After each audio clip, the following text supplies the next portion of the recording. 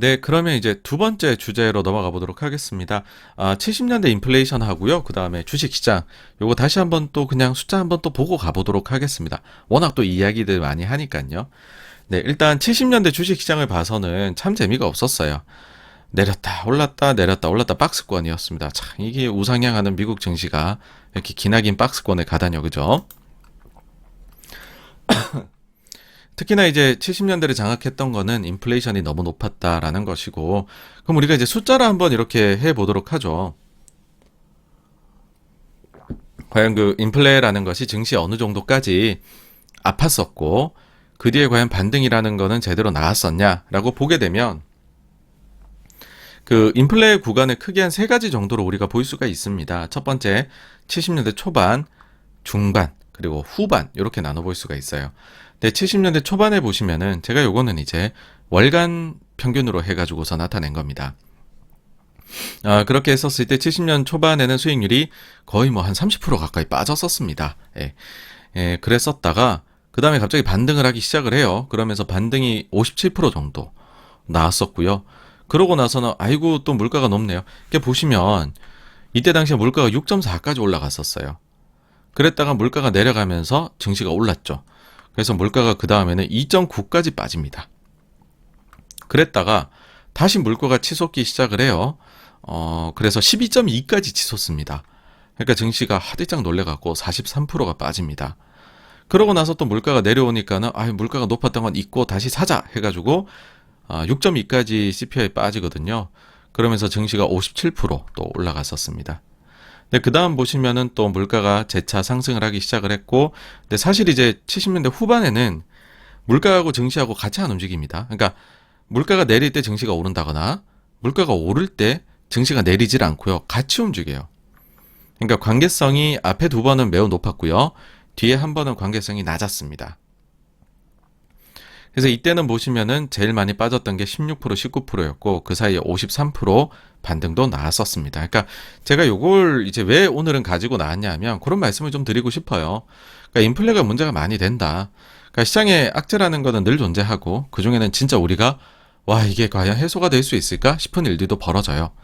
근데 이제 그랬을 때 과거에 이런 일이 실제 발생을 이미 했었던 거라면 그러면은 이제 진짜로 그런 일이 있었을 때 우리는 어느 정도나 진짜로 더 정말로 증시가 안 좋게 빠졌을까 그걸 한번 예전 걸 가지고 뭐 물론 예전 게 그대로 반복된다는 그런 거는 아닙니다. 근데 어쩌겠습니까? 그래도 우리가 옛날 걸 보고 그나마 좀 베껴 살 수밖에 없잖아요. 그렇게 봤었을 때 인플레가 되게 문제가 됐었을 때 제일 많이 빠졌던 게 40% 이상의 하락이었었고 아니었었을 이제 그 사이사이에도 높으면은 뭐 30%짜리도 나오고 20%짜리도 하락이 나왔었다라는 거고요. 근데 또 참 신기하게도 사람들이 그걸 또 잊고 높았던 인플레를 잊고 이게 고점 찍고 내려오기 시작하면 주식을 사고 50에서 60%에 가까운 또 반등을 이끌어냈었다라는 겁니다. 그래서 이제 그런 말씀을 좀 드리고 싶어요. 많은 분들께서 70년대는 내내 인플레가 되게 높았다. 그래가지고서 주식하기 되게 안 좋았다. 저 때는 떠나 있었어야 된다. 물론 그럴 수도 있어요. 굉장히 초장기적으로 보신다면. 근데 실질적으로는 올랐다 내렸다 올랐다 내렸다 했었고 그 사이사이에는 50% 이상의 반등이 있었다라는 거면 과연 진짜 물론 굉장히 참을성 있는 투자자라면 모르겠지만은 그게 아니다라고 한다면은 저점에서 60% 가까이 증시가 오를 때 과연 참을 수 있을까? 그런 현실론을 이제 좀 말씀드리고 싶어서입니다. 그러니까 생각보다 이때는 왔다 갔다를 되게 많이 했고 그래서 어느 정도 좀 안정화가 된다 싶으면은 다시 좀 주식을 샀어야 됐던 것이다 라고 저는 개인적으로 생각을 합니다. 실제로 이제 보시면은 여기 파란색 선이 물가예요. 물가인데 이제 70년대 초반에 확 올라가죠. 6%대로 올라갑니다. 그러고 나서는 3% 아래로 훅 떨어져요. 그러고 나서는 12%대로 쫙 올라갑니다. 그러고 나서는 다시 6%로 떨어져요. 그러고는 14%까지 올라갔다가 그 다음부터는 우리가 알고 있는 물가까지로 이렇게 확 떨어지게 되죠. 그러니까는 물가가 물가 지금 높은데 이거 진짜 떨어질 수 있을까요? 떨어지면 얼마나 빠르게 떨어질 수 있을까요? 라고 하는데 우리가 이제 물가가 높았다라고 항상 예시로 드는 70년대가 이렇게 들쭉날쭉 들쭉날쭉 했다는 겁니다. 오를 때도 빨리 올랐고 내릴 때도 생각보다 빨리 내려왔다. 그러니까 이거는 그렇게 볼 수 있어요. 사실은 그냥 기저가 높으면 빨리 빠져요. 그 기저가 낮으면 또 빨리 올라요. 예. 그러니까 생각보다는 이 그 통계 자체는 좀 그런 면들이 있습니다, 여러분. 이 시대를 살았던 분들은 그때 진짜 인플레 높았어. 그때 너무 고생해서 하시겠지만 50년 지난 우리가 그냥 데이터만 봤을 때는 뭐야? 올랐다 내렸다 올랐다 내렸다. 내렸을 때 주식 사면 올랐을 때 최고점 잘 잡아 주식 사면 얼추 몇 달 뒤에 저점 나오네. 그 다음에는 내렸다 올라가기 시작하면 아이고 고점에서 꺾이네. 야 팔아야지. 다시 고점이 잡혔네. 그러면은 다시 사야지. 다시 저점이 잡히고서 올라가네. 팔아야지. 막 이랬었다라는 겁니다. 그러니까 시장은 생각보다 왔다 갔다 많이 합니다, 여러분. 그래서 우리가 이제 너무 부정적으로 볼 때는 좀 사야 된다. 너무 긍정적으로 볼 때는 인플레에서도 역시 또 좀 팔아야 된다. 그게 그냥 아주 좀 전형적으로 작동을 했었던 것 같아요. 그러면 이제 우리가 뭐 앞으로 인플레 어떻게 될 거냐에 대해 가지고서 사실 뭐 이제 좀 저희 채널 많이 보신 분들은 계속해서 너무 이걸 많이 얘기를 하다 보니까 너무 익숙하실 것 같아요. 바로 ISM 제조업의 PMI의 물가 데이터죠, 그렇죠? 그래서 이제 이 물가 데이터가 과연 그 의미가 있을까? 이제 고민 좀 되실 수도 있을 것 같아요. 왜냐하면은 뭐 이게 도대체 그게 대단히 그 뭐길래 이렇게 생각하실 수가 있죠.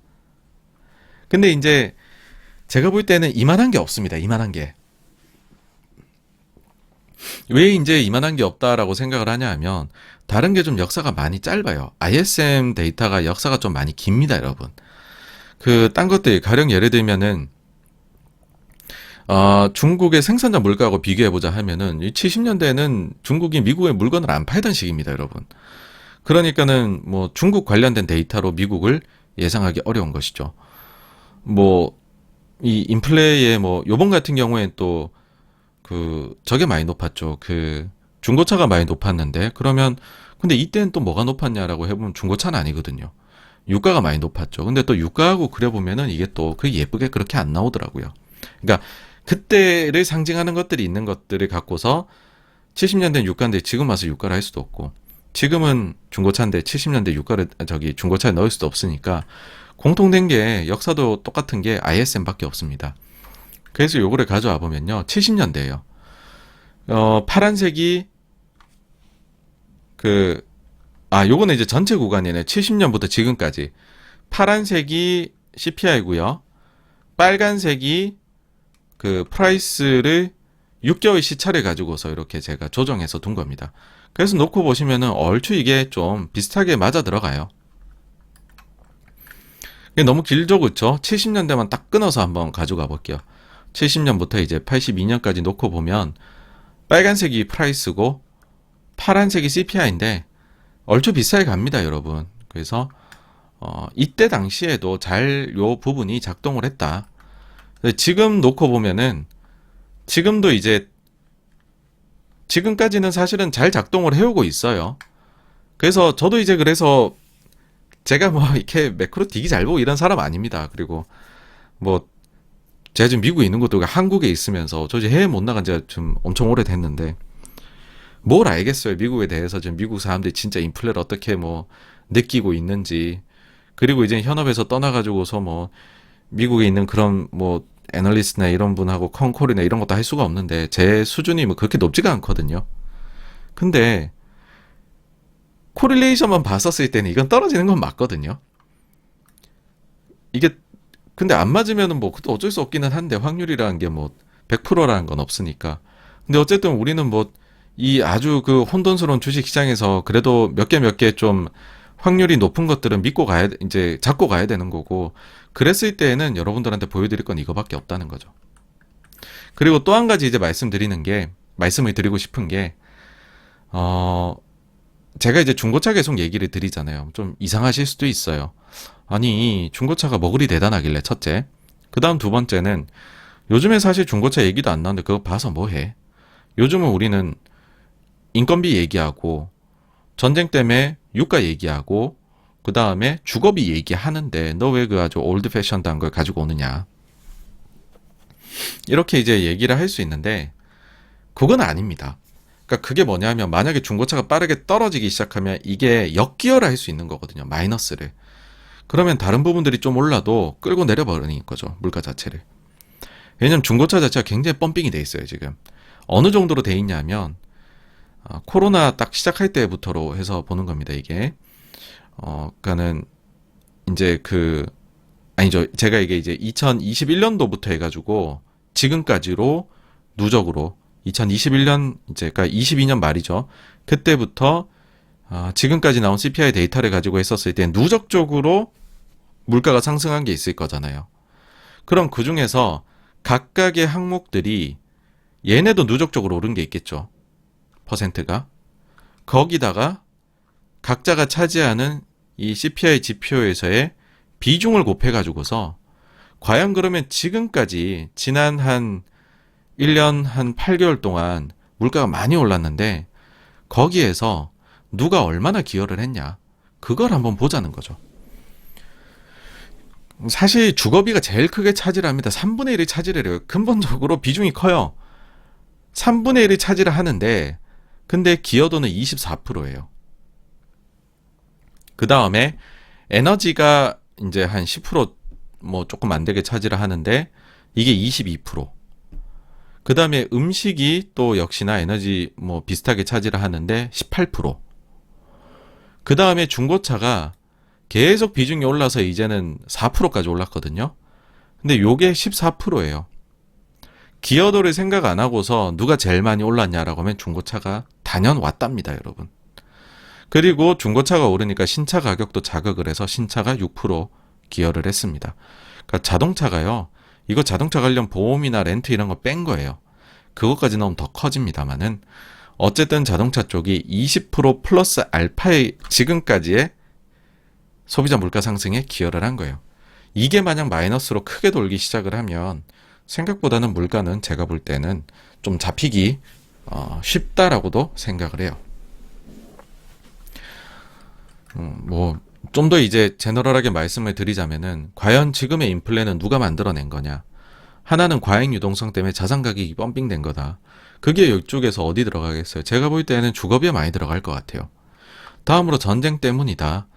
에너지에 일부 들어가겠죠. 음식료에도 일부 들어가고. 코로나로 인한 공급망의 교란 때문이다. 중고차, 신차 여기에 많이 들어가겠죠. 다음으로 조기 은퇴 등 인건비의 상승 때문이다. 전체적으로 약간씩 또 들어가 있겠죠. 그래서 제가 늘 말씀드리는 게 사실 지금의 높은 물가 상승은 누구 때문인 건지가 확실치가 않다. 그래서 이게 구조적인지에 대해서 알기 좀 어렵다. 일단은 코로나로 인한 공급망 교란 자체가 해소가 돼야 우리가 좀 볼 수 있을 것 같다. 제대로 된 데이터를. 그런 얘기를 많이 드리잖아요. 이제 이런 이유 때문인 거고, 그렇게 봤었을 때는 이 교란도 생각보다 영향이 컸을 겁니다. 차만 봤었을 때는 딱 떼어나와서 우리가 보이잖아요. 그래서 이제 그런 거를 봤었을 때는 이 항목들이 만약 내려가게 되면 생각보다는 과거와 같이 또 인플레가 들쭉날쭉처럼 이렇게 될 수도 있다라는 거죠.